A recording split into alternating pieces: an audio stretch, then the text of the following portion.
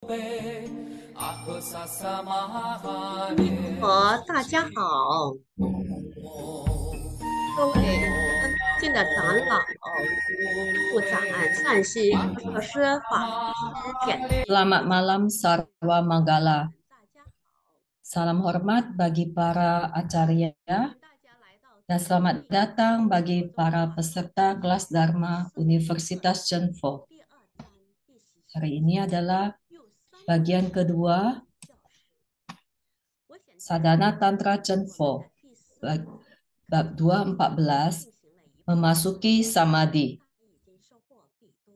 Materi kita telah memasuki 交了作业呢， pertengahan dari total keseluruhan materi. 我想问一下， Apakah masih ada peserta yang belum mengumpulkan tugas?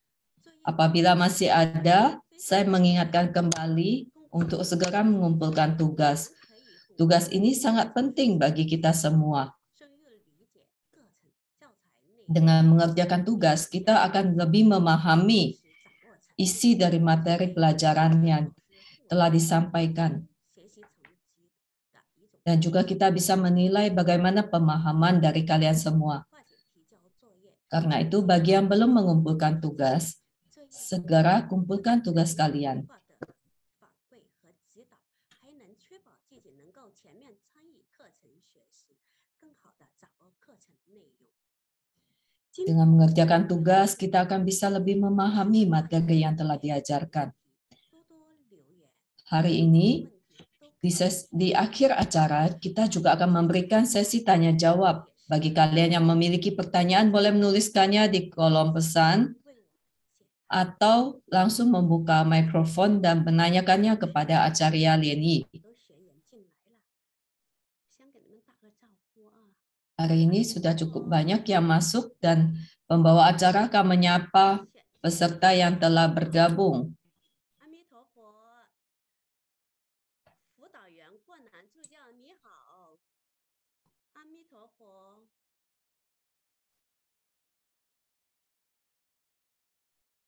莲花秀娟助教你好，阿弥陀佛，莲花静玉师姐你好，阿弥陀佛，莲花。 Mohon maaf saat pembawa acara menyapa satu persatu peserta yang telah bergabung, saya tidak menyebutkan namanya ya. 哎呀，哎呀，可明师姐，早上好。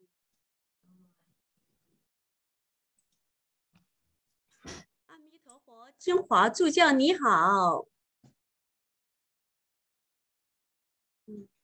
我还有看到阿弥陀佛，一彩讲师你好，阿弥陀佛，美娥助教你好，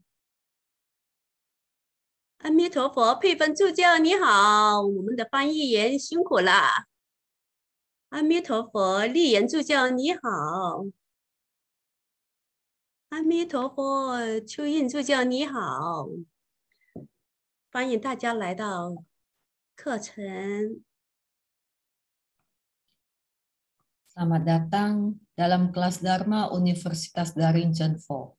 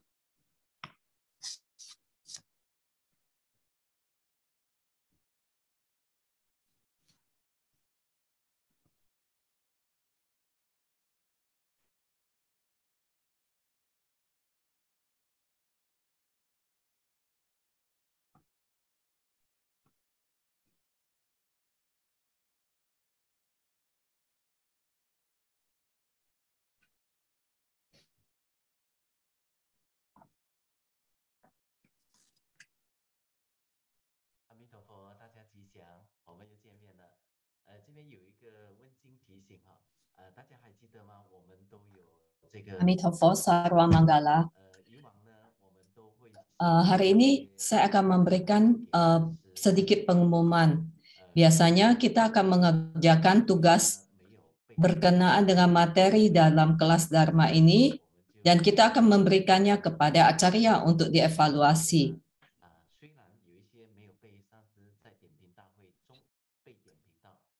Memang pada sesi evaluasi langsung, acara evaluasi langsung, ada beberapa yang tidak dibacakan, tetapi semua tugas kalian akan diberikan kepada acarya untuk dievaluasi, dan hasil evaluasinya juga akan diberikan kepada kalian melalui email. Jadi, kerjakanlah tugas kalian.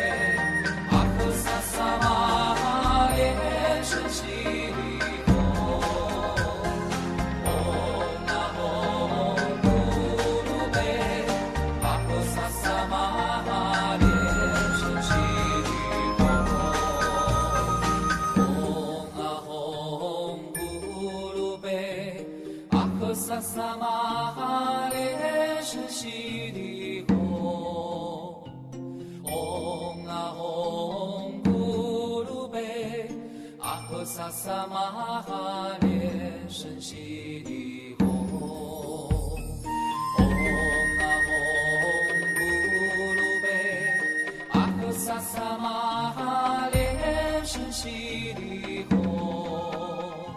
弥陀佛，大家吉祥。很快的，很快的，我们又到了开课的时间。那 Amitabha, salam manggala. Sebentar lagi kelas akan segera kita mulai.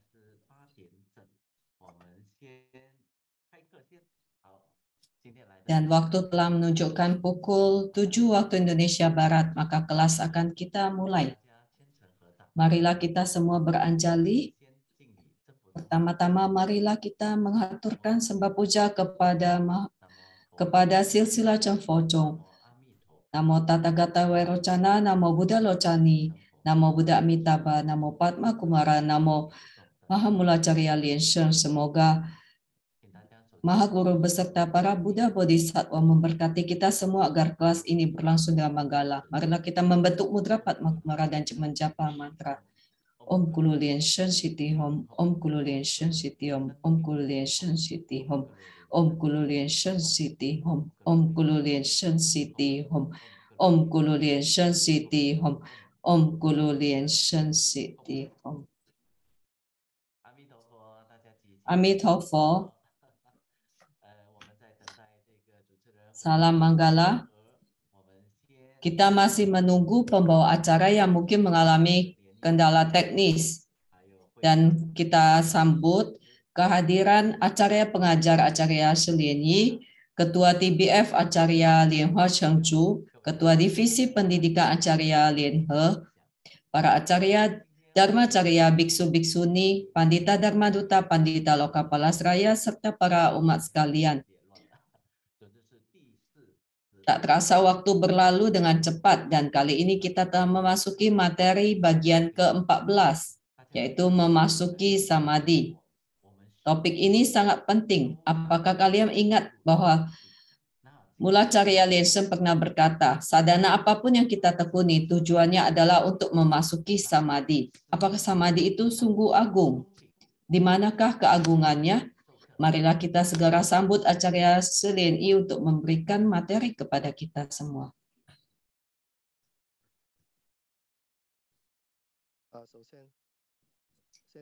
Pertama-tama, marilah kita beranjali mengaturkan puji syukur kepada Mulacarya Liensheng, kepada para guru silsilah Cengfocong, kepada para Buddha Bodhisattva di altar mandala, para Dharmapala dan Dewa. Yang terhormat, Ketua TBF Acarya Lianhua Chengchu, Ketua Divisi Pendidikan Acarya Lianhe, kepada Ketua Divisi Humas Acarya Lianxia, kepada para Acarya Dharmacarya, Biksu-Biksuni, Pandita Dharma Duta, Pandita Loka Palasraya, pembawa acara, Ichai Jiangse, para cuciau, dan para umat sekalian. Amitabha. Hari ini kita melanjutkan materi kita tentang sadhana tantra Chenfo, tentang ritus lengkap sadhana tantra Chenfo bagian ke-14, yaitu memasuki samadhi. Pertama-tama marilah kita lakukan kilas balik. Soal pertama, istilah nafas dalam metode hitung nafas merujuk pada apa? Siung Suci bisa menjawab di kolom chat.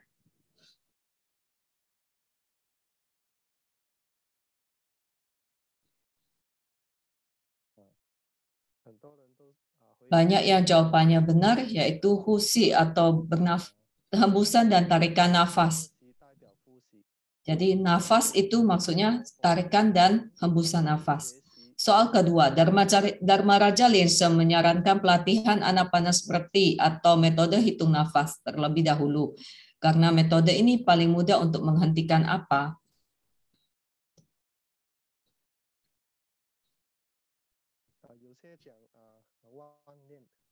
Ada yang menjawab pikiran melenceng. Ada juga yang menjawab pikiran atau benak. Semuanya benar. Jawaban yang paling tepat adalah menghentikan benak. Yang ketiga, Apa yang timbul setelah menghitung nafas hingga tiada benak dan tiada pikiran liar?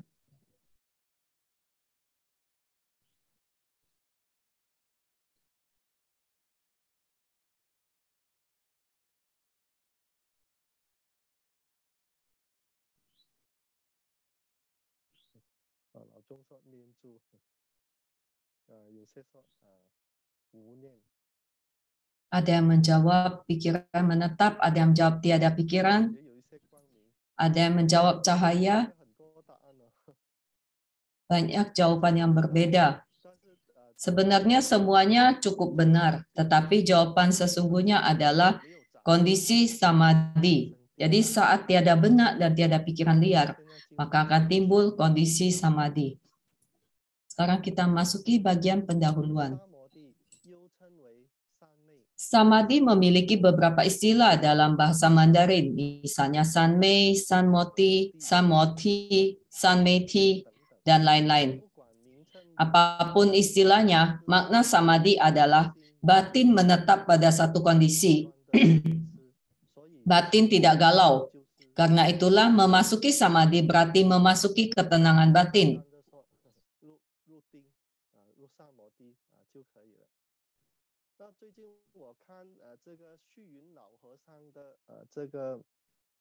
Akhir-akhir ini saya membaca cerita kisah tentang Mahabiksu Xu Yun.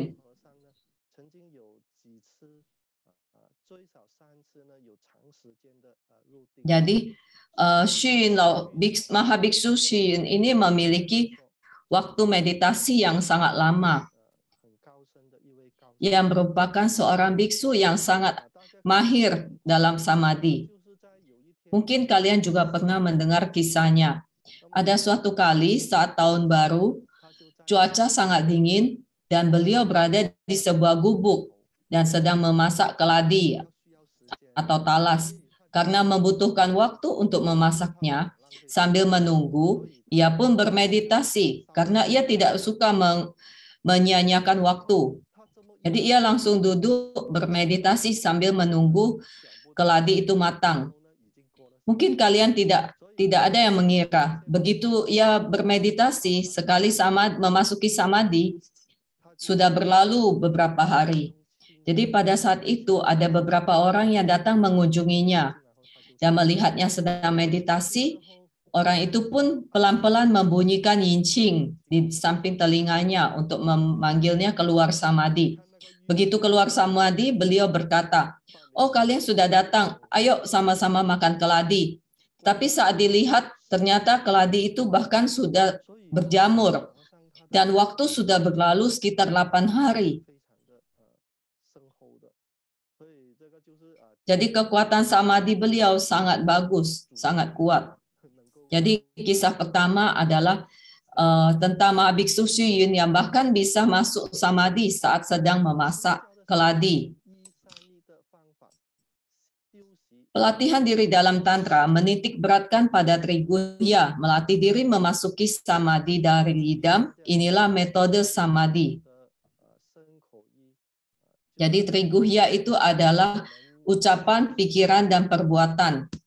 Jadi kita membentuk mudra, berapal mantra, dan juga visualisasi itu merupakan pelatihan dari triguhya atau ucapan, pikiran, dan perbuatan.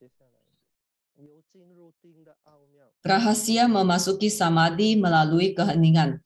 Dalam buku karya Dharma Raja Lensen ke-55, Petunjuk Mahamudra, halaman 58, ada artikel berjudul Mahamudra dan Samadhi yang membahas bahwa untuk memasuki samadhi harus memasuki keheningan.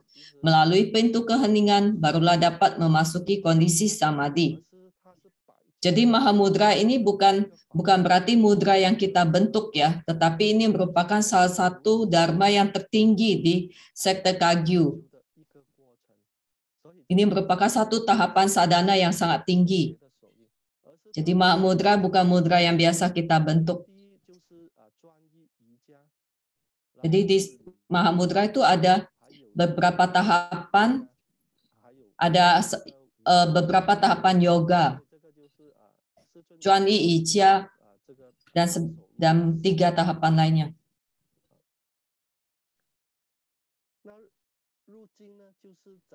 Memasuki keheningan berarti mengurangi pikiran liar.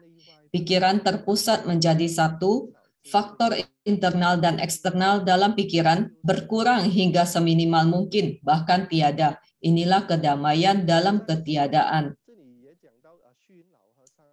Di sini juga saya ingin menceritakan sekali lagi kisah tentang Mahabiksu Shuyun yang bisa bermeditasi memasuki samadhi dalam jangka waktu yang lama. Kira-kira pada tahun 1907, pada saat berusia 68 tahun, saat itu Mahabiksu Shuyun berada di Thailand dan ia sedang mengulas Sutra Ksitigarbha. Setelah selesai mengulas Sutra Ksitigarbha, beliau akan melanjutkan mengulas Sutra Saddharma Pundarika. Tetapi pada saat sedang mengulas sutra itu, beliau duduk bersamadhi, duduk bersila. Begitu duduk bersila, beliau langsung memasuki samadhi. Sekali memasuki samadhi, ternyata waktu berlalu hingga 9 hari, sehingga pengulasan sutra pun terhenti. Dan kisah ini mengguncang seluruh kerajaan Thailand. Karena itu, Raja Thailand beserta para pembesar kerajaan dan juga para umat Buddhis semua mengunjungi Mahabiksu Shuyun. Mereka memberikan penghormatan kepada beliau. Dan saat itu sekitar beberapa ribu orang bersarana kepada Buddha berkat Mahabiksu Shuyun. Jadi saat sedang bersamadhi, coba kalian bayangkan selama beberapa hari itu beliau tidak makan, tidak minum, dan hanya duduk bersila bersamadhi. Jadi sungguh tak terbayangkan kekuatan samadhinya. Memasuki keheningan berarti mengurangi pikiran liar, pikiran terpusat menjadi satu. Faktor internal dan eksternal dalam pikiran berkurang hingga seminimal mungkin bahkan tiada. Inilah kedamaian dalam ketiadaan. Hal ini juga berarti mencapai kondisi tidak terputus, batin dan nafas manunggal, ada dan tiada, sepenuhnya tidak nyata, sehingga pada saat ini sadaka akan merasakan perasaan yang sangat luar biasa. Tubuhnya seringan awan atau seringan udara, melayang-layang naik ke angkasa. Bahkan sebagian orang merasa dirinya pun menghilang. Karena itulah tadi saya menceritakan kisah Mahabiksu Shuyun kepada kalian. Itu untuk mengisahkan betapa kuatnya daya samadhi beliau. Ada satu kisah lagi, saat beliau berada di kuil Yunmen Shi di Guangdong. Karena saat itu beliau difitnah bahwa beliau menyembunyikan pertahanan dari Tibet dan juga menyembunyikan banyak harta emas permata. Maka tentara pun mengunci, menyegel kuil Yunmen. Dan para biksu di sana sekitar 26 orang ditangkap. Mahabiksu Shuyun sendiri diasingkan dan dipaksa untuk mengeluarkan persenjataan milik tentara Tibet dan juga menyerahkan harta benda yang disembunyikan.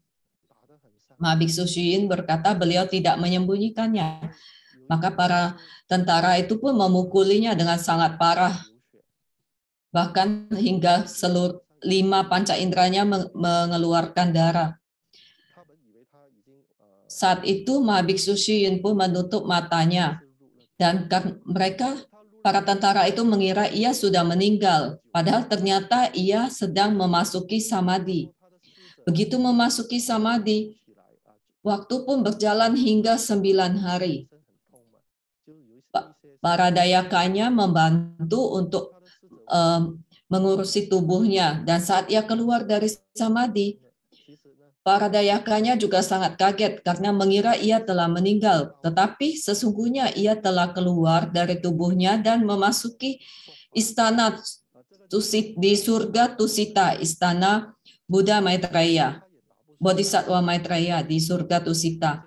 Jadi inilah kisah Mahabiksu Xu Yun yang dipukul tetapi tidak juga mati. Karena itulah akhirnya para tentara itu pun tidak berani lagi mengganggunya.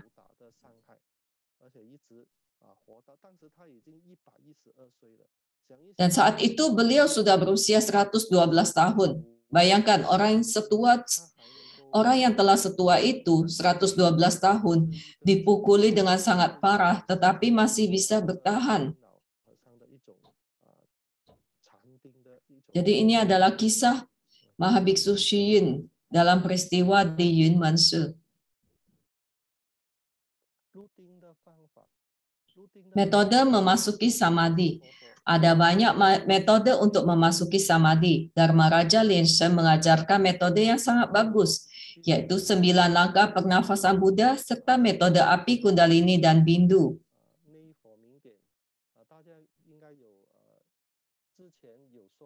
Sebelum ini kita sudah mengajarkan tentang 9 langkah pernafasan Buddha, yaitu bervisualisasi pernafasan kita. Tetapi untuk metode api kundalini dan bindu itu harus bervisualisasi titik merah atau di tantien kita. Menggunakan metode ini untuk memasuki samadhi.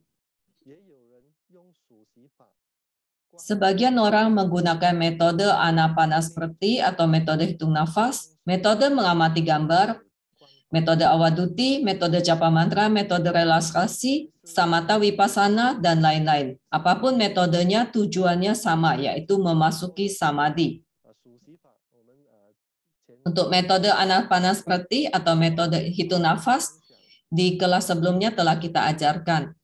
Metode mengamati gambar berarti mengamati gambar rupang dari para Buddha Bodhisattva. Metode awaduti menjaga visualisasi di titik di awaduti. Metode japa mantra, mungkin kalian semua sudah paham. Metode relaksasi yaitu relaksasi seluruh tubuh. Jadi saat meditasi kita rilekskan seluruh tubuh kita, tangan, kaki, badan, kepala. Metode samatha vipassana juga sempat kita kupas sedikit di kelas sebelumnya. Semua metode ini tujuannya sama, yaitu untuk memasuki samadhi. Menurut Dharma Raja Linshen, metode hitung nafas merupakan metode memasuki samadhi yang paling mudah dan paling manjur.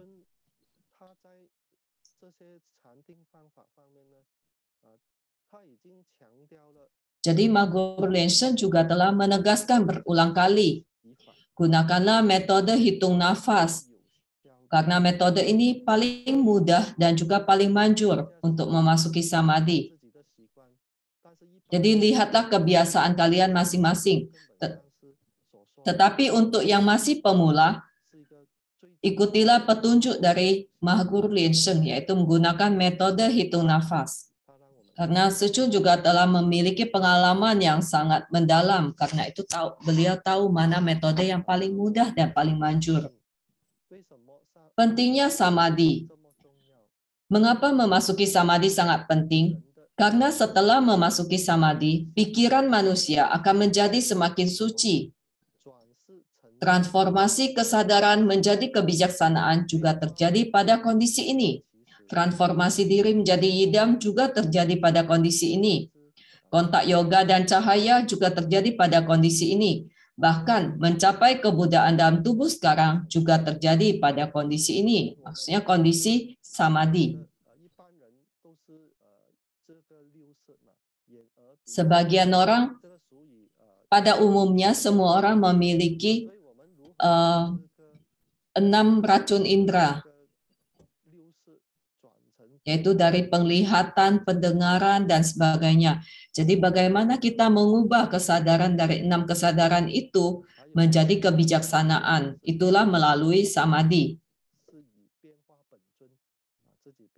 Dan juga di dalam Tantrayana juga diajarkan bahwa kita harus bisa bertransformasi menjadi yidam. Dan juga berkontak yoga dengan cahaya. Bahkan mencapai kebudaan dalam tubuh sekarang itu juga terjadi pada kondisi samadhi. Jadi misalnya yidam kita adalah Buddha Amitabha, pada saat samadhi kita bisa berubah menjadi Buddha Amitabha. Memasuki samadhi merupakan tujuan sadhana. Semua sadhana bertujuan untuk memasuki samadhi.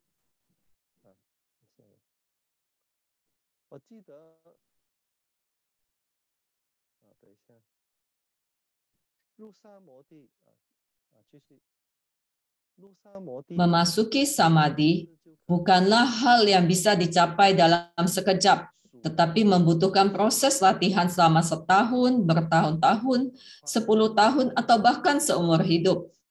Sebagian orang sangat cepat memasuki samadhi. Sebagian orang seumur hidup berlatih pun masih belum sanggup memasuki samadhi. Jadi memasuki samadhi bukanlah hal yang mudah. Saya teringat sebuah kata yang diucapkan oleh Milarepa. Beliau berkata, pelatihan diri perlahan-lahan akan cepat sampai. Pelatihan diri dari tingkat yang rendah, tingkat dasar, akan mencapai tingkat yang tinggi. Satu orang melatih diri bisa menuntun banyak orang. Jadi ini menunjukkan bahwa pelatihan diri ataupun meditasi, samadhi, itu bukanlah hal yang bisa cepat dicapai. Jadi jangan tergesa-gesa. Lalu melatih diri pada tahap dasar akan mencapai tahap yang tinggi. Jadi kita harus belajar melalui tahapan dasar terlebih dahulu, jangan langsung mau tahap atas. Saya ingat ada sebuah kisah. Ada kaisar kerajaan Qi yang sangat suka melakukan pertarungan ayam, dan saat itu juga ada seorang pelatih ayam yang sangat terkenal. Jadi raja ini menyuruh pelatih untuk melatih ayam petarungnya. Setelah 10 hari, raja bertanya, bagaimana ayam saya? Pelatih berkata, masih belum sanggup. Ia masih sangat sombong, sangat angkuh. 10 hari kemudian, raja kembali bertanya, bagaimana hasil pelatihan ayam saya? Pelatih berkata, masih belum sanggup. Begitu mendengar suara atau melihat orang, ia langsung tidak tenang. Jadi masih belum bisa. 10 hari lagi, raja kembali bertanya, bagaimana hasil latihan ayam saya? Pelatih berkata, masih belum bisa. Karena ayam ini memang sudah ada kemajuan, tetapi masih agak sombong, dan memandang rendah lainnya. 10 hari kemudian, raja kembali bertanya, bagaimana ayam saya? Mengapa begitu lama dilatih masih belum sanggup? Lalu pelatih berkata, sekarang sudah bisa, coba raja lihat ayam Anda. Saat raja melihat ayam itu diam saja, tidak ada gerakan sama sekali. Jadi seperti pepatah, diam seperti ayam kayu. Jadi apapun gerakannya tidak terlihat gerakan apapun. Penampilannya sangat tenang. Tetapi meskipun sangat tenang, sesungguhnya ayam itu sudah memiliki kesiapan batin. Jadi apapun sikap para ayam di sekelilingnya, ia tidak terpengaruh lagi.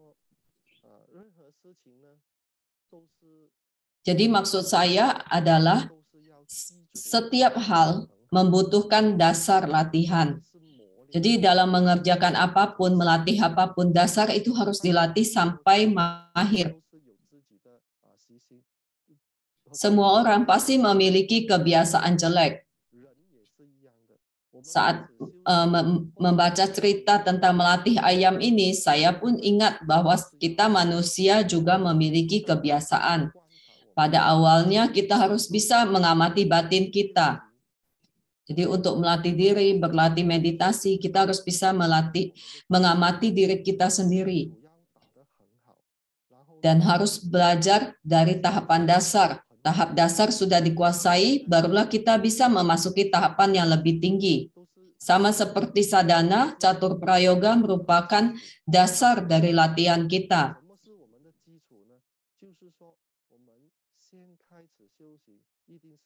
Apa dasar latihan kita? Dalam melatih diri, tahap awal adalah mengikis karma kita, mengikis kesombongan, dan juga sikap batin yang jelek. Semua itu harus perlahan-lahan kita ubah.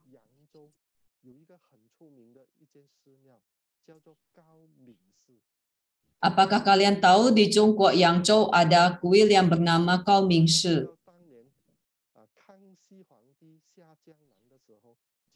Mengapa terkenal? Karena saat itu Kaisar Kangxi pernah mengunjungi mengunjungi kuil ini. Kuil ini diberi nama oleh Kaisar Kangxi. Alasan kedua kuil ini terkenal karena dulu Mahabiksu Xu Yun juga berada di kuil itu. Beliau pernah mengikuti acara meditasi di sana. Suatu hari karena cuaca dingin dan beliau minum air hangat, dan air itu tidak sengaja tumpah kena tangannya dan jatuh pecah. Dan saat itu beliau pun mencapai pencerahan seketika. Karena itulah kuil ini sangat terkenal. Ada seorang umat yang pernah memberitahu ke saya bahwa sebelum ia berimigrasi ke Vancouver, ia pernah mengunjungi kuil Kaoming ini dan mengikuti pelatihan Zen, pelatihan meditasi. Di sana sungguh tidak gampang. Begitu Anda memasuki ruangan meditasi, di sana akan ditancapkan sebatang dupa. Dupanya bukan dupa yang halus, yang kecil ya, tetapi dupa yang besar. Jadi setiap hari Anda harus bermeditasi sebanyak 12 batang dupa. Setelah satu batang dupa habis, Anda boleh memutarinya, lalu kembali duduk bermeditasi lagi. Dan di sana sangat tegas.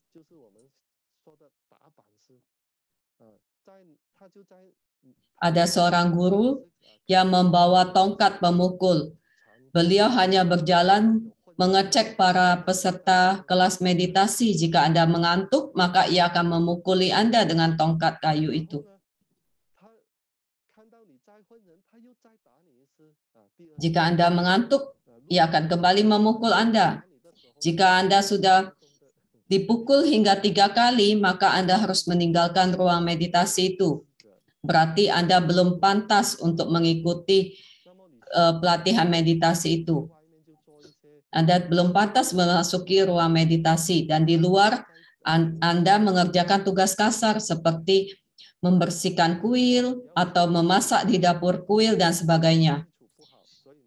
Jadi tujuannya adalah mengukuhkan pondasi latihan Anda, karena Anda masih banyak karma buruk yang merintangi sehingga akan sulit melatih meditasi. Jadi dasar itu harus dikukuhkan terlebih dahulu. Kalimat lainnya adalah dari Milarepa adalah satu orang bersadhana, banyak orang yang terselamatkan. Hal ini seperti Mula Carya Lensem. Begitu Mula Carya Lensem mencapai keberhasilan, beliau telah menuntun 5 juta siswa. Jadi satu orang mencapai keberhasilan bisa menuntun begitu banyak orang mencapai pantai seberang juga.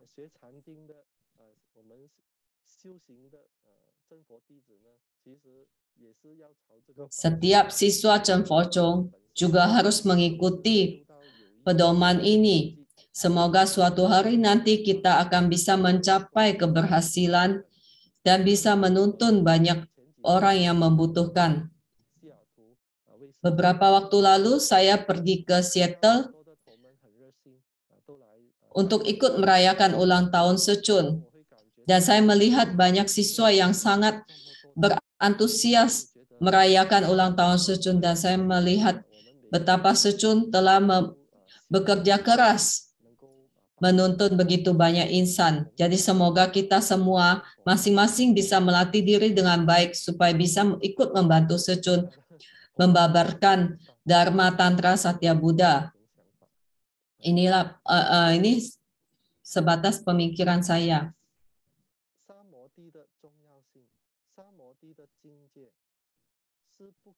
Kondisi samadhi sulit diungkapkan dengan kata-kata karena memasuki prajna, cahaya, yidam, dan kesadaran alam semesta. Yang bisa diungkapkan hanyalah samadhi berarti menghancurkan diri sendiri hingga berubah menjadi sunya, tiada benak dan manunggal dengan alam semesta.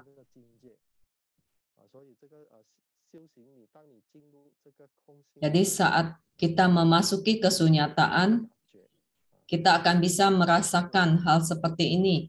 Seperti diri kita sendiri menjadi hancur, menjadi sunya. Cara visualisasi memasuki samadhi. Saat memasuki samadhi, sebagian sadaka bervisualisasi alam semesta berubah menjadi seberkas cahaya yang membungkus seluruh tubuh sadaka. Lalu bervisualisasi para Buddha di atas sadaka berubah menjadi titik-titik cahaya laksana hujan yang turut memasuki tubuh sadaka. Serta bervisualisasi para Buddha di bawah sadaka berubah menjadi titik-titik cahaya yang naik ke atas memasuki tubuh sadaka. Ini adalah salah satu metode visualisasi. Jadi bervisualisasi cahaya para Buddha Bodhisattva memasuki diri kita. Pada saat ini, tubuh sadaka juga berubah menjadi cahaya dan hilang dalam cahaya. Inilah yang dikatakan tubuh bercahaya laksana angkasa. Para Buddha di atas dan di bawah sadaka semuanya berubah menjadi cahaya. Alam semesta juga berubah menjadi cahaya. Tubuh sadaka juga berubah menjadi cahaya. Ketiganya manunggal menjadi satu. Inilah yang dikatakan memasuki lautan cahaya Dharma Dhatu. Jadi cahaya dalam cahaya sadaka itu cahaya anak, dan cahaya alam semesta adalah cahaya induk. Cahaya anak memasuki cahaya induk.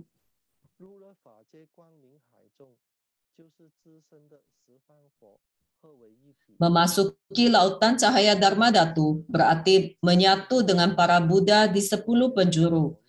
Inilah kondisi yang dicapai Bodhisattva Avalokitesvara dalam Sutra Prajna Paramita, yaitu kesunyataan yang leluasa.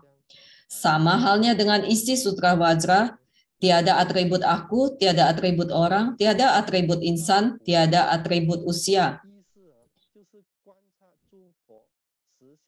Jadi, pada saat itu Bodhisattva Avalokitesvara mengamati seluruh tubuhnya dan semuanya menjadi sunya. Hal ini sangat penting. Kita juga ingin mencapai kesunyatan yang leluasa, mencapai cahaya yang leluasa. Jadi kita jangan mudah terpengaruh oleh kondisi di luar batin kita. Umumnya manusia selalu terpengaruh oleh kondisi luar. Jadi batinnya tercemar oleh kondisi luar. Jadi kita harus senantiasa mengamati diri kita. Dan kita mengamati segala fenomena yang timbul di luar batin kita itu hanyalah semu. Jadi jangan sampai terpengaruh dan tercemar.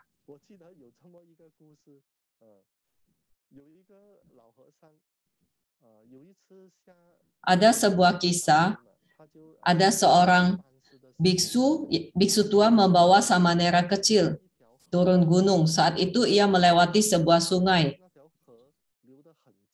Dan air sungai itu sangat deras. Ada seorang perempuan muda yang melewatinya. Dan ia tidak berani menyeberangi sungai. Saat itu biksu tua yang melihat kondisi ini bertanya, apakah kamu membutuhkan bantuan? Wanita itu berkata iya. Lalu biksu tua itu menggendong di pundaknya, menggendong perempuan itu di pundaknya menyeberangi sungai. Samanera ini pun terkejut dan lalu mereka pun mengerjakan kegiatannya dan hingga pulang kembali ke kuilnya, Samanera ini memiliki ganjalan dalam pikirannya. Keesokan harinya ia bertanya kepada biksu itu, bukankah Anda mengatakan kepada kami bahwa kami harus menjaga jarak dengan perempuan? Lalu biksu tua ini berkata, oh ternyata kamu membahas masalah hari itu. Sesungguhnya saya sudah melupakan hari itu. Tetapi Anda masih terus mengingatnya, berarti yang terus menggendong perempuan itu adalah Anda. Jadi kisah ini saya ceritakan dengan maksud bahwa banyak kejadian di luar kita yang bisa mempengaruhi batin kita. Mungkin tindakan orang lain ataupun ucapan orang lain juga bisa mempengaruhi perasaan dan kondisi batin kita. Jadi coba ingat kalimat ini, jangan biarkan kesalahan orang lain menghukum diri kita sendiri. Jadi jangan buat kesalahan orang lain disimpan di dalam hati kita dan mengganggu hati kita sendiri. Semua ini juga merupakan rintangan dalam melatih samadhi. Karena itu kita harus meneladani Bodhisattva Avalokitesvara yang mengamati kondisi batin. Jangan biarkan kondisi di luar batin kita mengganggu batin kita.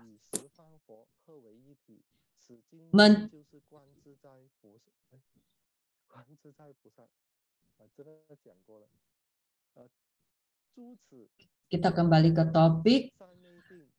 Mencapai samadhi mahasunya, samadhi paramarta sunya, mahasamadhi lautan cahaya wairocana, samadhi mahasuka sunyata merupakan mahasiddhi dalam memasuki samadhi. Memasuki kondisi tiada dharma yang dilatih, tiada buddhata yang dicapai, yang sungguh sulit diutarakan. Jadi kondisi ini baru bisa kita pahami jika kita sudah mencapai kondisi ini. Sekarang kita memasuki kuis sesi 1. Kita serahkan kepada Pandita Lien.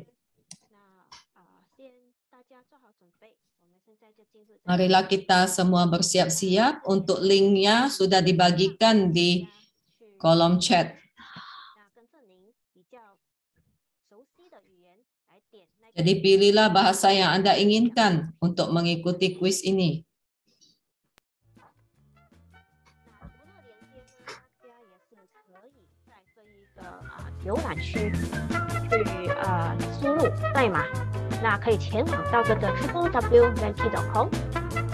Boleh juga memasuki website www.menti.com dan memasukkan kode untuk pilihan bahasa. Kita berikan waktu 1 menit untuk mengganti nama Anda.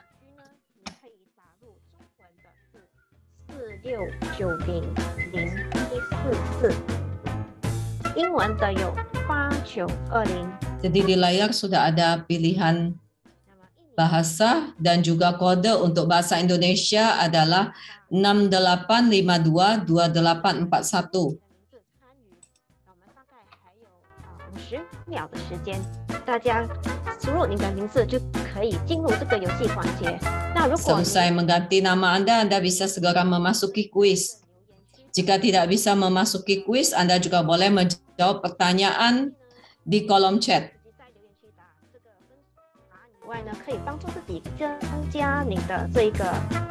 Jadi tujuan kuis ini juga membantu kita untuk lebih memahami materi yang telah diajarkan oleh Acarya Lien Yi. Ada 蛮多人参加的，请大家踊跃参与。我们还有15秒。15 detik lagi kita mulai kuisnya.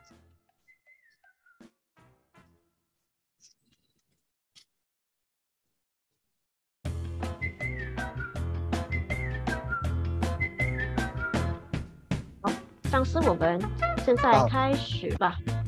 Sekarang kuisnya kita mulai. Soal pertama. Manakah tahapan memasuki samadhi yang ada dalam buku Petunjuk Mahamudra? A. Memasuki samadhi melalui kekasaran. B. Memasuki samadhi melalui keheningan. C. Memasuki samadhi melalui tidur.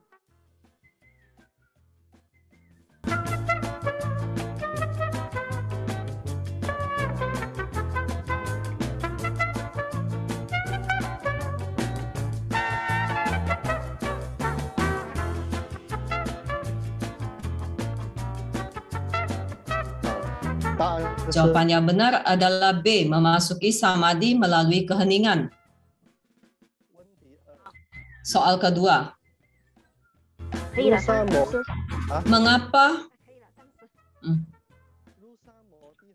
Mengapa memasuki samadhi sangat penting? A. Transformasi kesadaran menjadi prajna. B. Mendapatkan abhisna atau kesaktian. C. Mengabulkan permohonan.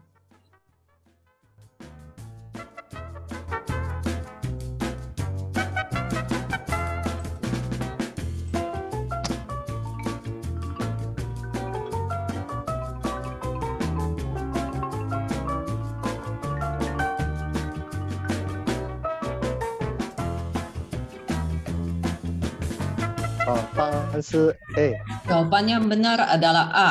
Transformasi kesadaran menjadi prajna.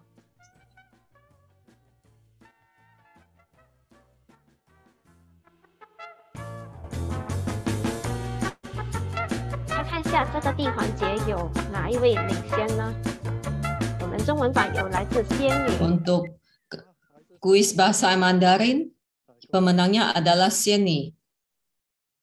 印尼版的，我们看看。 Untuk bahasa Indonesia, pemenangnya adalah Suci Betty.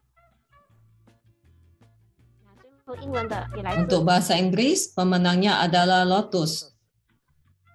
好，恭喜大家，也谢谢大家参与我们还有第二环节。那大家请留步，待会我们来进入第二环 Nanti 节。 masih akan ada kuis sesi kedua. Sekarang kita kembali kepada Acarya Lien Yi untuk membawakan kelas.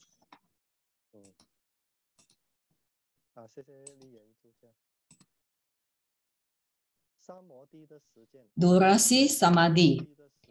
Durasi samadhi sepenuhnya ditentukan oleh kebiasaan sadaka. Harus terlebih dahulu muncul bijaksara A, barulah kembali ke dunia saha dan keluar dari samadhi.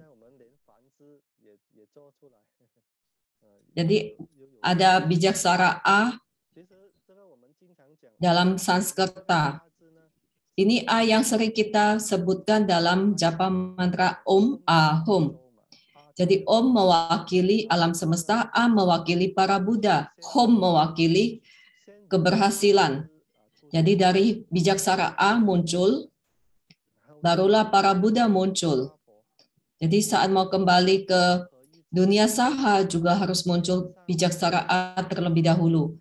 Karena saat Anda menyatu manunggal dengan yidam, yidam juga mengecil dan masuk ke dalam tubuh kita melalui nadi tengah hingga ke cakra hati. Lalu kita juga keluar melalui cakra hati. Ini ada visualisasi memasuki aku dan aku memasuki. Dharma Raja Liensen berkata, metode memasuki samadhi merupakan tujuan sadhana yang sesungguhnya. Semua sadaka Chenpo harus mempelajarinya dengan baik dan menekuninya seumur hidup. Dengan sendirinya akan mencapai pencerahan. Jadi setiap hari melatihnya dan mendapatkan peningkatan sedikit demi sedikit, tidak bisa tergesa-gesa, tidak bisa instan. 4 syarat memasuki samadhi. Sebagian praktisi meditasi masih mengalami kesulitan untuk sungguh-sungguh memasuki samadhi meskipun telah berlatih cukup lama. Hal ini disebabkan karena adanya persyaratan untuk mencapai kondisi samadhi. Keempat persyaratan ini harus terpenuhi, barulah dapat memasuki samadhi. Jadi butuh waktu yang cukup lama juga, harus menekuninya setiap hari. Saya ingat ada seorang umat Fortune yang berkonsultasi kepada Ma Guru di Seattle. Ia bertanya, apa syarat memasuki samadhi? Sucu menuliskan 4 kata, Sen Huo Anting, artinya kehidupan tentram dan tenang. Ini sangat penting karena jika hidup kita tidak tenang, tidak tentram, sulit sekali untuk melatih meditasi dan memasuki samadhi. Jadi kehidupan kita harus bisa tentram. Kurangilah keterikatan dan juga kerisauan akan hal-hal duniawi.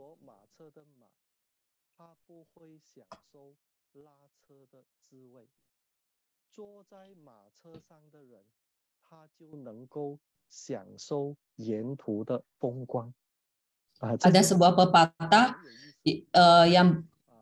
pepatah, kuda yang menarik kereta kuda tidak akan merasakan nikmatnya menarik kereta kuda, tetapi orang yang duduk di atas kereta kuda bisa menikmati pemandangan sepanjang perjalanan.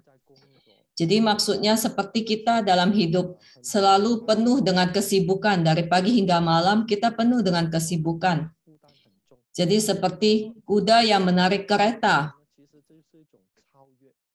Tetapi orang yang duduk di atas kereta itu seperti orang yang telah melampaui kondisi duniawinya. Masih banyak orang yang masih mengejar materi duniawi. Sebenarnya itu bukan hal yang salah, tetapi Anda harus tahu bagaimana menyeimbangkannya dengan kondisi rohani. Jadi jangan hanya tahu mengejar kenikmatan duniawi saja. Jadi contohnya mencari uang. Memang uang merupakan sesuatu yang penting, tetapi bukanlah hal yang terpenting dalam hidup kita. Hidup manusia merupakan suatu proses. Seperti yang saya pernah katakan, uang juga merupakan suatu sarana untuk memenuhi kebutuhan kita. Tetapi saat Anda sudah mencapai tahapan tertentu, Anda harus tahu kapan waktunya berhenti. Seperti yang pernah saya sebutkan dulu, ada 3 kata. Yang kisah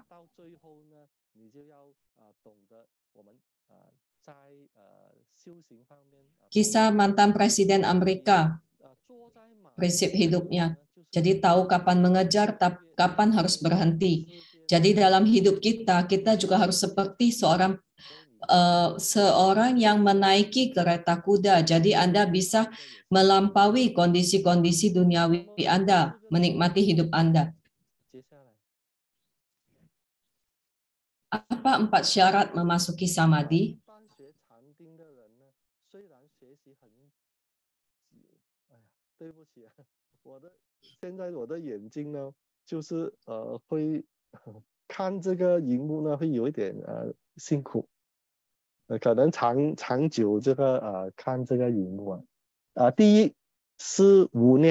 Yang pertama adalah tiada benak. Pikiran kita berubah-ubah mengikuti nafas, mengalir laksana air di sungai, selamanya tidak bisa berhenti. Untuk mencapai kondisi tiada benak, harus membersihkan semua pikiran terlebih dahulu. Saat tidak ada lagi pikiran yang timbul, barulah bisa memasuki samadhi.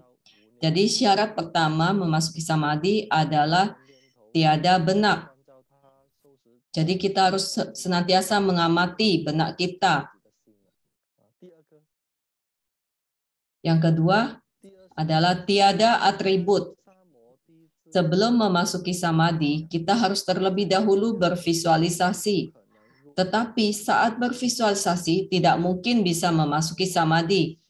Kita harus terus bervisualisasi hingga semuanya menjadi jernih, lalu berubah menjadi tiada atribut apapun.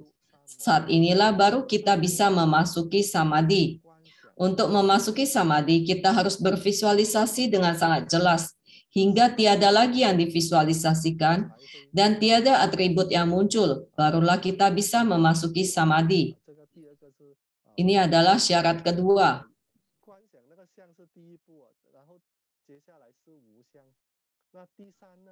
Yang ketiga adalah tiada kemelekatan. Ini merujuk pada batin sadaka yang tidak menetap dimanapun. Saat baru memasuki samadhi, kita harus memusatkan perhatian pada satu objek. Tetapi pada akhirnya harus berubah menjadi tiada objek. Sepenuhnya berubah menjadi kondisi yang luas tak bertepi, tidak melekati objek ataupun tempat. Kondisi tiada tepi dan tiada batas ini disebut tiada kemelekatan. Saat tiada kemelekatan, barulah kita bisa memasuki samadhi.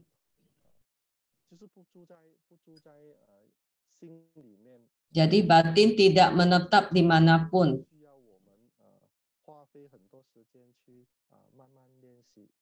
Kita membutuhkan waktu yang cukup lama untuk melatih hal ini. Syarat ketiga ini. Yang keempat adalah tiada sensasi. Maksudnya adalah sensasi prana. Semua orang perlu bernafas. Jika masih bisa merasakan diri sedang bernafas, berarti belum memasuki samadhi. Saat memasuki samadhi, haruslah tiada sensasi. Bahkan nafas yang sangat halus pun sudah tidak terasa lagi. Pada kondisi seperti inilah, baru kita bisa memasuki samadhi. Jadi nafas pun sudah tidak terasa lagi. Bukan tidak bernafas, tetapi sudah tidak terasa lagi sedang bernafas. Jadi 4 syarat memasuki samadhi adalah tiada benak, tiada atribut, tiada kemelekatan, dan tiada sensasi. Selanjutnya, kiat memasuki samadhi, praktik rahasia. Praktik rahasia ini maksudnya adalah sadhana tantra. Kiat memasuki samadhi merupakan kiat terpenting dalam tantrayana. Tidak mudah dibagikan begitu saja. Karena itulah penekunan tantra merupakan yang terunggul. Kita kadang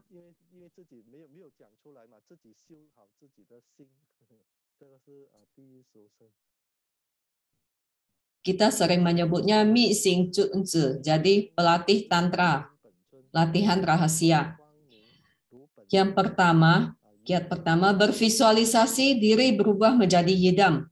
Sosok agung, bercahaya, laksana yidam, tiada berbeda. Ini merupakan metode menyingkirkan semua kilesa dan membereskan pikiran liar. Bervisualisasi dengan mendetil sosok yidam yang anggun bercahaya merupakan diri sadaka sendiri. Gunakan yidam untuk membereskan semua pikiran liar menjadi satu pikiran suci atau kembali ke satu. Jadi saat kita tidak sedang bersadana pun, kita harus selalu bervisualisasi diri kita adalah yidam. Apa yang kita katakan juga adalah ucapan yidam. Yang kita lakukan adalah kelakuan yidam.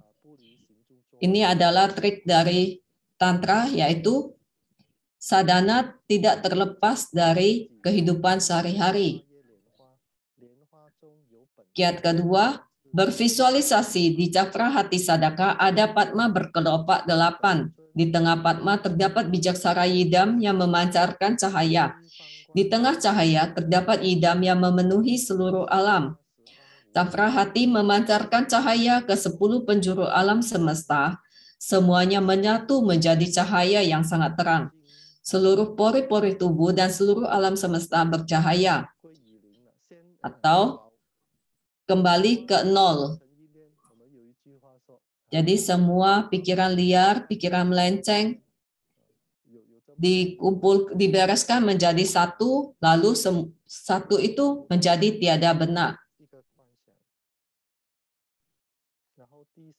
Kiat ketiga, karena alam semesta memancarkan cahaya maha gemilang, maka para Buddha Bodhisattva di 10 penjuru akan hadir dan menetap di angkasa. Di angkasa akan terdengar musik surgawi, pujian bagi para Buddha, bunga surgawi turun laksana hujan, astasena atau 8 kelompok dewa dan naga Tianlong Pakpu hadir mengawal Dharma. Langit menurunkan amerta, cahaya pelangi muncul, semua fenomena manggala pun tampak. Kondisi ini sungguh merupakan penggambaran kondisi akulah guru sejati di langit dan bumi. Ini sudah tingkatan yang tinggi. Kalimat akulah guru sejati di langit dan bumi ini juga pernah dikatakan oleh Dharma Raja Liansheng. Jadi ini maksudnya Buddhata adalah yang tertinggi, bukan berarti menyombongkan diri sendiri. Sadaka yang telah manunggal dengan Yidam harus memiliki maha bodhicitta. Siapa lagi akan menolong insan jika bukan saya? Sadaka yang telah manunggal dengan Yidam harus memiliki maha bodhicitta. Siapa lagi yang rela masuk neraka jika bukan saya? Tidak gentar meski tubuh hancur berkeping-keping. Aku adalah Buddha. Jadi ini maksudnya harus mengembangkan maha bodhicitta. Jika bukan saya, siapa lagi yang akan menolong insan? Ini adalah seperti ikrar dari Maha Guru Liansheng.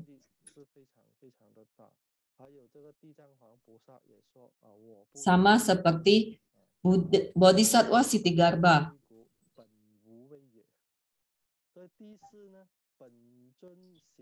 Kiat keempat, sadaka yang telah manunggal dengan Yidam mengundang kehadiran orang tuanya. Ayah di sisi kiri, ibu di sisi kanan, serta kehadiran orang yang membenci dan mencelakainya di sisi depan. Dilanjutkan dengan mengundang seluruh insan di sisi bawahnya, yaitu dari 10 alam, dewa, manusia, asura, penghuni neraka, preta, hewan yang lahir dari kelembapan, telur, rahim, dan kelahiran spontan. Ini seperti saat kita melakukan visualisasi catur apramana. Jadi kita bervisualisasi orang tua kita, lalu para penagih hutang, dan para makhluk. Semuanya kita visualisasikan. Dengan demikian, Yidam berada di tengah. Segenap insan mengelilingi di sisi bawah Yidam. Yidam memancarkan cahaya menyinari orang tua dan roh penagih hutang serta segenap insan. Semuanya menerima tuntunan dari Yidam sehingga memperoleh nidana Buddha. Mencapai bodhi, kelak akan mencapai kebudaan berkat benih Buddha yang bercahaya ini. Inilah metode Tantrayana dalam menuntun insan, atau Buddha menuntun insan.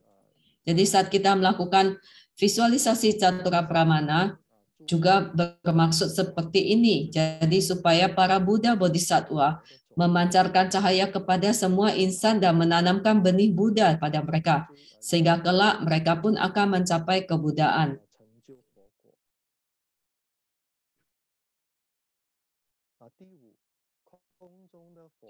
Kiat kelima, para Buddha Bodhisattva di angkasa berubah menjadi titik-titik cahaya. Para insan di sisi bawah berubah menjadi titik-titik cahaya. Titik-titik cahaya di sisi atas memasuki Yidam. Titik-titik cahaya di bawah memasuki Yidam. Semuanya menjadi satu. Waktu menjadi tiada batas. Timbullah Purwa Niwasanusmerti atau kesaktian mengetahui kelahiran masa lampau dan kesaktian mengetahui pikiran orang lain. Ruang menjadi tiada batas. Timbullah kesaktian transformasi, kesaktian penglihatan, kesaktian pendengaran. Yidam adalah alam semesta. Alam semesta adalah Yidam. Timbullah kesaktian pemusnahan hasrat yang membawa penderitaan. Mampu menembus ruang dan waktu. Tiada yang sanggup menghalangi Yidam. 6 abhisna sempurna, bebas menjelajah, mencapai Anuttara Samyak Sambodhi. Inilah kiat kelima, yaitu 6 abhisna sempurna. Kesaktian penglihatan bisa melihat hingga ke 3 alam.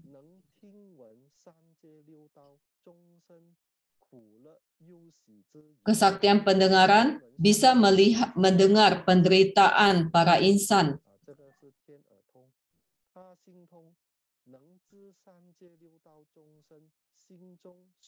Kesaktian mengetahui pikiran orang lain atau ceta pariyaya jana, yaitu bisa mengetahui pikiran orang lain. Purwaniwasa Nusmrti, yaitu kesaktian mengetahui kelahiran masa lampau. Jadi bisa mengetahui kelahiran di masa lampau, apa yang telah dilakukan di masa lampau, dan sebagainya. Irdivida atau kesaktian transformasi berarti memiliki kesaktian untuk berpindah tempat dan sebagainya.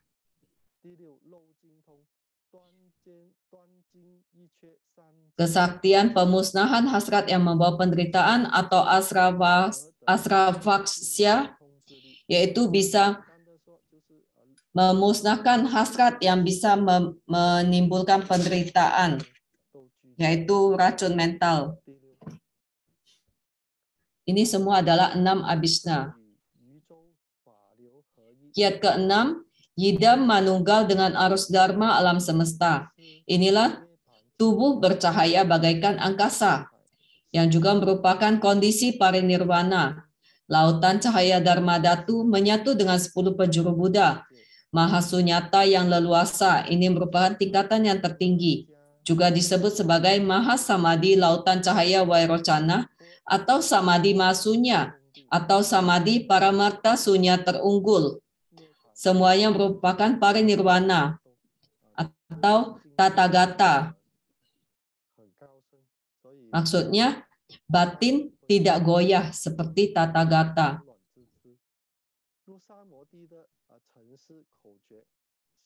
Jadi kiat memasuki samadhi dalam pelatihan tantra. Yang pertama, kembali ke 1. Yang kedua, kembali ke 0. Yang ketiga, aku adalah Buddha. Yang keempat, Buddha menuntun insan. Yang kelima, 6 abhisna sempurna. Yang keenam, Tathagata. Atau batin tidak goyah.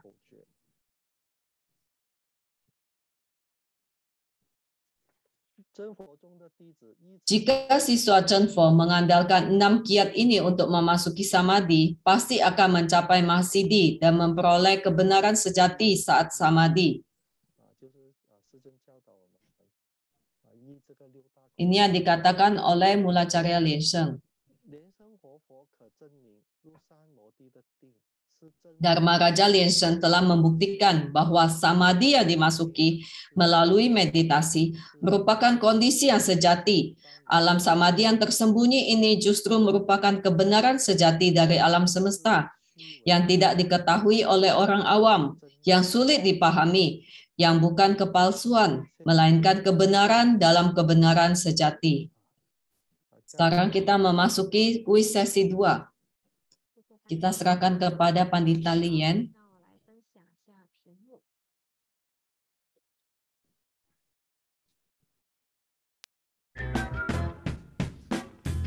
好的，请大家准备好了吗？我们即将要开始我们的第2环节的游戏了。 Marilah bersiap-siap, kita masuki kuis sesi 2. 好，问题3。 Pertanyaan ketiga, soal ketiga, manakah yang bukan syarat memasuki samadhi? A. Tiada benak, tiada atribut. B. Tiada kemelekatan, tiada sensasi. C. Tiada terlahir, tiada musnah.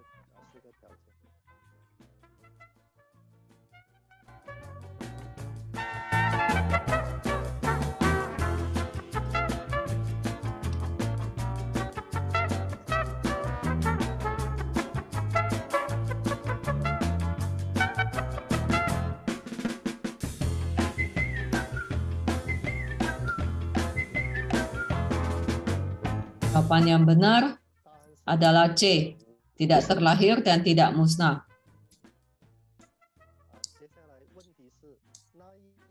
Soal keempat, manakah yang bukan kiat memasuki samadhi? A. Kembali ke 0, A. Kembali ke 1, kembali ke 0. B. Prana memasuki nadi tengah. C. Aku adalah Buddha, Buddha menuntun insan. Mana yang bukan kiat memasuki samadhi?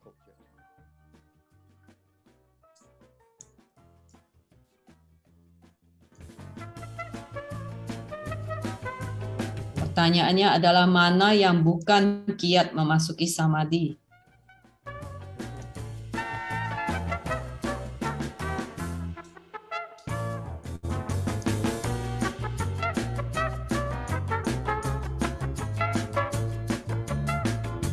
答案是Jawabannya adalah B. Prana memasuki nadi tengah. Itu bukan kiat memasuki samadhi. 期待的。 Sekarang kita lihat perolehan nilai 第二章第14节有回线领先， untuk yang 会领最高分的呢？ kelas Mandarin. Yang tertinggi nilainya masih tetap Sieni. 恭喜你，仙女。好，我们看下印尼的 Untuk yang bahasa Indonesia, juaranya adalah Li Kang. 列刚师兄了。列刚师兄恭喜你。我们看下英文， Untuk yang bahasa Inggris, 还是 Lotus 来领先。 juaranya masih tetap Lotus. 好，谢谢大家参与，也谢谢上司谢辛苦了。谢丽人助教。我们继续。 Sekarang kita lanjutkan kembali materi kita. 我们到了小节。 Kita memasuki rangkuman. Dharma Raja Lensem berkata, metode memasuki samadhi merupakan tujuan sadhana yang sesungguhnya.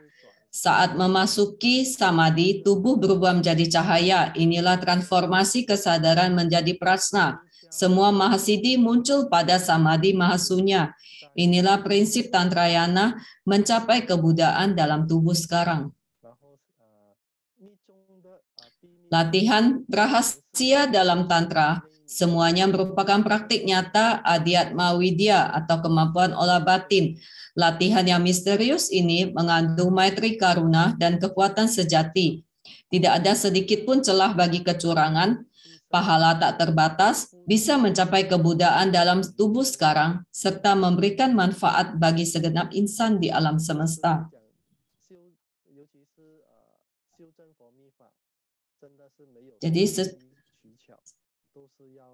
Jadi dalam melatih sadhana Chenpo, sadhana Tantra Chenpo ini tidak ada celah bagi kecurangan. Maksudnya jika kita tidak melakukannya dengan benar, pasti tidak akan mendapatkan hasilnya. Kita harus bisa memahami hati dan menyaksikan Buddhata. Harus memahami diri kita sendiri, melakukan segala hal dengan cara yang benar.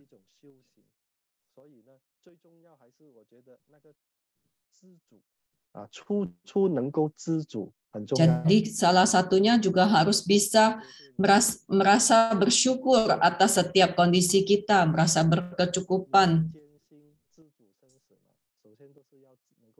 Sama seperti istilah Mingxin Jianxing atau memahami hati dan menyaksikan Buddhata, dan bisa bebas leluasa menentukan hidupnya, kelahiran dan kematian. Ada sebuah kisah lagi, yaitu menciptakan keajaiban bagi diri sendiri.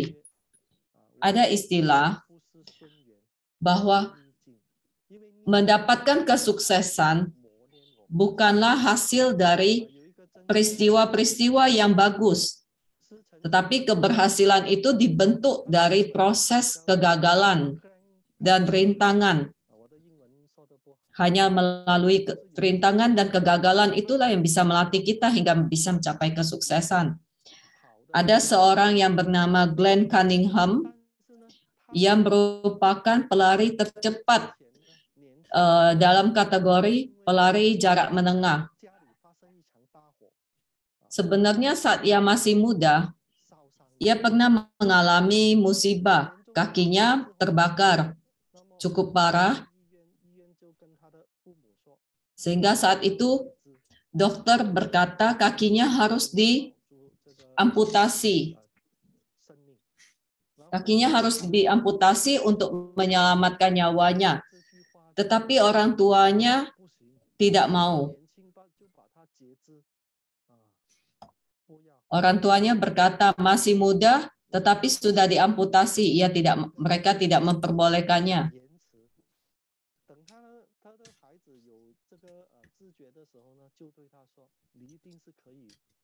Jadi saat kakinya sudah mulai bisa merasakan sensasi, orang tuanya berkata, kamu jangan putus asa, harus selalu berlatih berjalan dan sebagainya.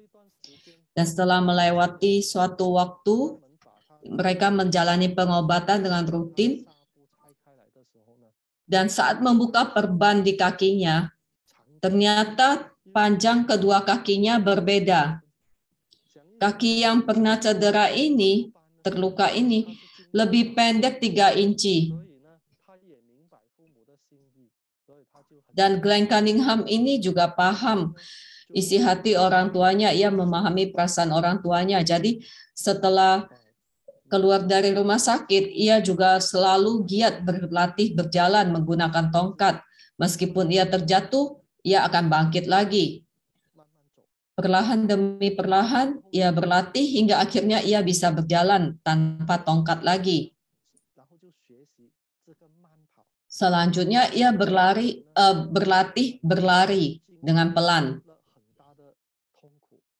Tentu saja ini merupakan proses yang sangat menyakitkan baginya. Setiap kali terjatuh, ia akan kembali bangkit dan meneruskan latihannya. Hingga suatu saat semakin lama ia berlari, ia semakin cepat. Hingga suatu saat Glenn Cunningham telah menjadi pelari tercepat dalam kategori jarak menengah. Jadi ia juga mengalami rintangan yang sangat berat hingga bisa mencapai kondisinya ini. Jadi kita harus bisa menciptakan keajaiban bagi diri kita sendiri. Jadi dalam proses melatih diri, tidak semua hal bisa berlangsung dengan lancar sesuai harapan kita. Kita pasti akan sering mengalami rintangan. Tetapi yang terpenting adalah hati kita harus gigih dan memiliki tekad yang kuat untuk bisa menerobos, melampaui semua rintangan yang kita alami. Semua rintangan tujuannya untuk menghalangi kita. Tetapi bukan itu saja. Semua rintangan ini juga membantu kita mencapai kesuksesan. Jadi sebenarnya semua hal yang terjadi dalam hidup kita itu merupakan faktor pendukung kita dalam melatih diri. Dalam memandang setiap hal, kita harus memandangnya sebagai hal yang mendukung kita dalam bersadana melatih diri sehingga kita bisa melampaui, mengatasi semua rintangan ini. Terima kasih atas perhatian kalian semua. Semoga kita semua bisa sama-sama belajar dan mencapai kemajuan. Semoga kita semua bisa mencapai cahaya maha terang. Om Mani Padme Hum. Terima kasih atas materi yang menarik yang telah dibawakan oleh Acarya Lieni beserta kisah-kisah yang syarat dharma rasa.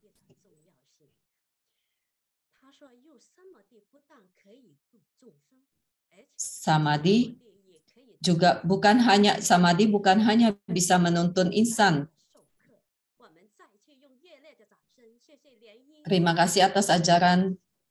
Terima kasih atas pengajaran dari Acarya Lieni.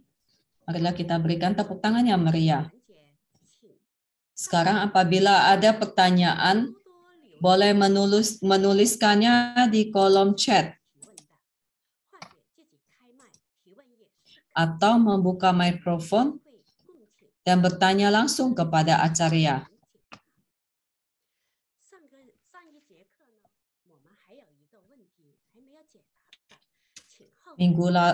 Dua minggu yang lalu, ada pertanyaan yang belum terjawab.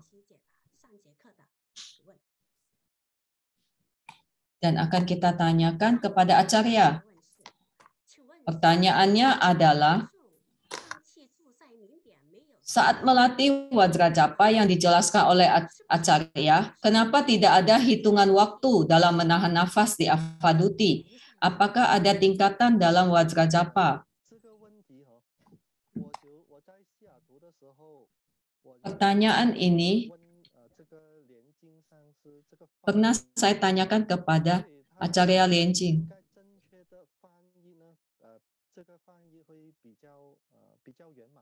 他就说这个翻译是上师解释的金刚颂，当期必住在丹田。 Dan Acarya Lianjing menerjemahkannya dengan lebih bagus, yaitu pada saat menahan nafas Wajrajapa, saat menahan nafas di Avaduti, mengapa tidak perlu menghitung, tidak membutuhkan hitungan.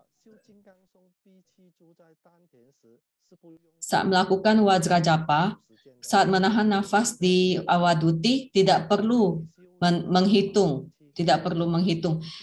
Tetapi jika Anda melakukan sadhana Ratna Kalasa atau Papingci, itu harus menghitung waktunya. Tetapi Wajrajapa tidak usah.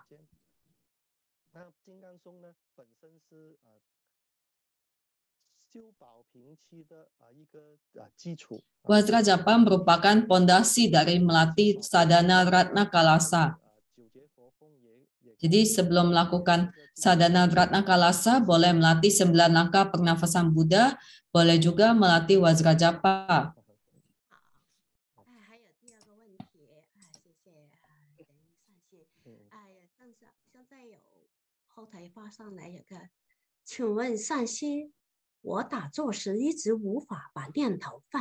Ada pertanyaan lagi. Saat saya bermeditasi, sulit untuk melepaskan benak saya. Tetapi jika menggunakan pikiran lain untuk menggantikannya, misalnya menghitung domba, semakin menghitung malah semakin bersemangat. Jadi sebaiknya harus bagaimana? Acarya menjawab, gunakan samatha vipassana. Karena Anda sulit untuk menghentikan benak Anda. Jadi Anda gunakan pikiran benar untuk menyingkirkan pikiran menyimpang. Anda boleh menggunakan visualisasi gambar rupang Buddha atau boleh menggunakan japa mantra. Ini juga merupakan cara yang bagus.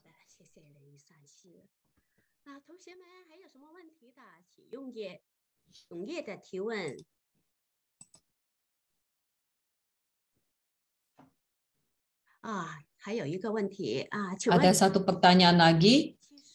Apakah orang yang bervegetarian lebih mudah untuk bersamadhi? Jawaban Acarya adalah tergantung pada masing-masing orang. Jika Anda merasa dengan bervegetarian, Anda merasa tubuh Anda lebih bersih, lebih enteng, boleh saja Anda bervegetarian. Karena kita di Chen Fo-chung tidak mengharuskan vegetarian. Semuanya tergantung nidana Anda masing-masing. Jika Anda merasa dengan bervegetarian Anda bisa lebih mudah bermeditasi dan masuki samadhi, ya silakan.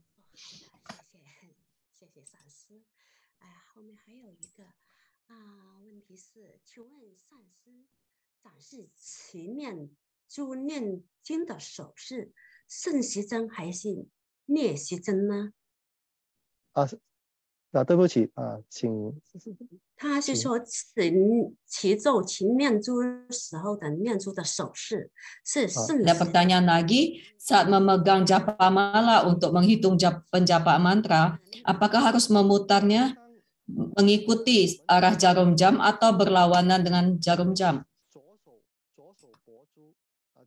Biasanya tangan kiri kita maju, tangan kanan mendorong biji mala. Sesiong Sece bisa melihat Acarya. Jadi tangan kiri menghitung maju, tangan kanan mendorong biji mala, menghitung mundur.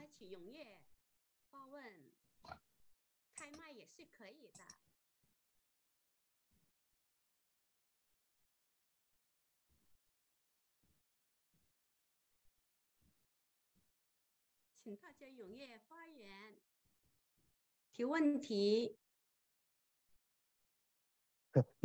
没有问题就不用。 Apakah masih ada pertanyaan lagi? Acarya berkata jika tidak ada pertanyaan tidak harus dipaksa harus bertanya. 问题是最好的问题。哦，这个有一个英文的问题的，要翻译过来才行呢。好的，非常感谢莲衣上师的一一解答和精彩的授课，让我们后面还有一个问题，请问上师， Ada pertanyaan, mengapa saat melatih Wajrajapa bisa merasa gigi terasa sakit, tetapi saat tidak berlatih lagi gigi sudah tidak sakit? Mengapa demikian? Umumnya, Wajrajapa tidak akan mempengaruhi kondisi gigi, tidak akan membuat gigi Anda terasa sakit. Jadi mungkin memang kondisi gigi Anda sedang sakit atau Anda sedang panas dalam. Jadi harus perhatikan juga makanan Anda. Jangan terlalu sering makan makanan yang digoreng dan panas. Jadi melatih Wajrajapa tidak akan membuat gigi Anda merasa sakit.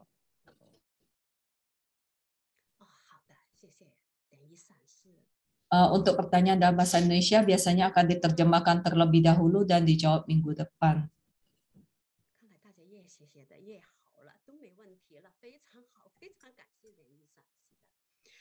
Sepertinya sudah tidak ada pertanyaan lagi.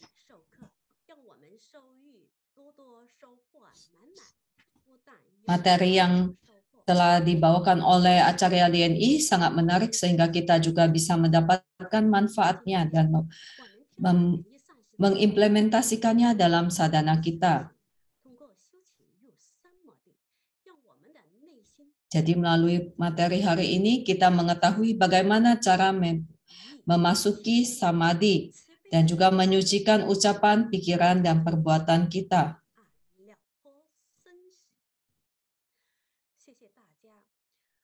Terima kasih atas partisipasi kalian semua.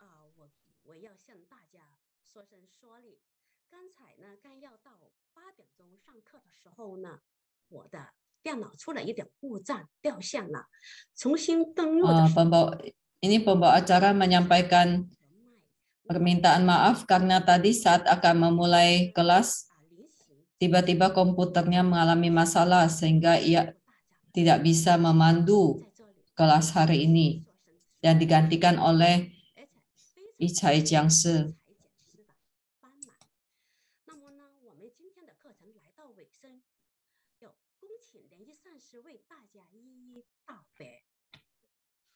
首先跟先福助教说，我也是经常会有这个情况，不过你不要担心，这个真佛团队呢。Acarya berkata bahwa terkadang Acarya juga mengalami masalah dalam kendala teknis di komputernya, tetapi tenang saja, semua tim Universitas Chenfo ini selalu siap untuk mengatasi setiap masalah yang timbul.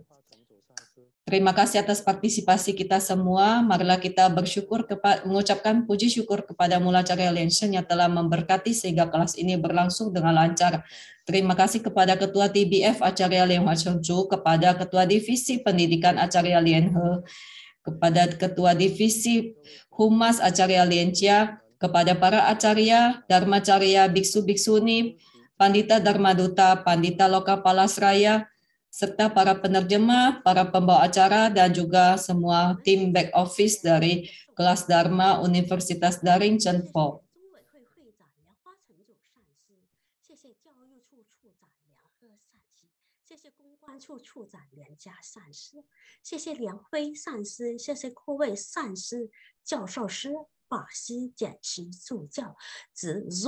YouTube, Facebook, terima kasih juga kepada semua peserta kelas Dharma di Zoom, Facebook, dan juga YouTube.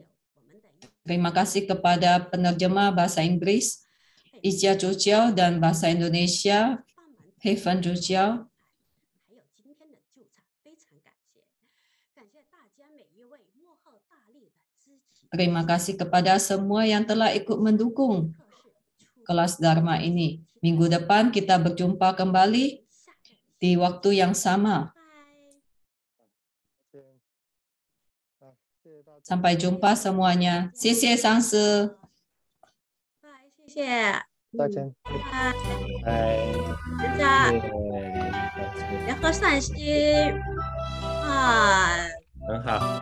谢谢国南善心，谢谢大家，谢谢安静，谢谢啊。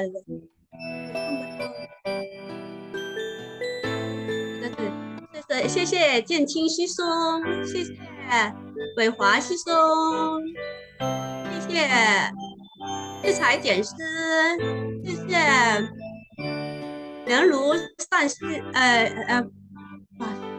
谢谢彩虹助教，谢谢。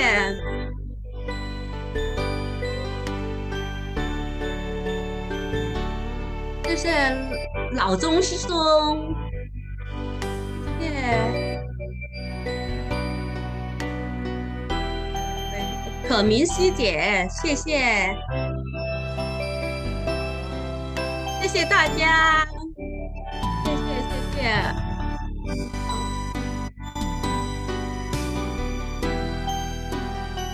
谢谢一米简师，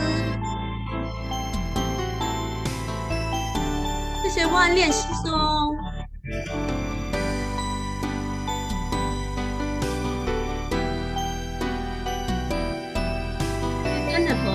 谢谢 Kevin 西松，谢谢梁安法师，谢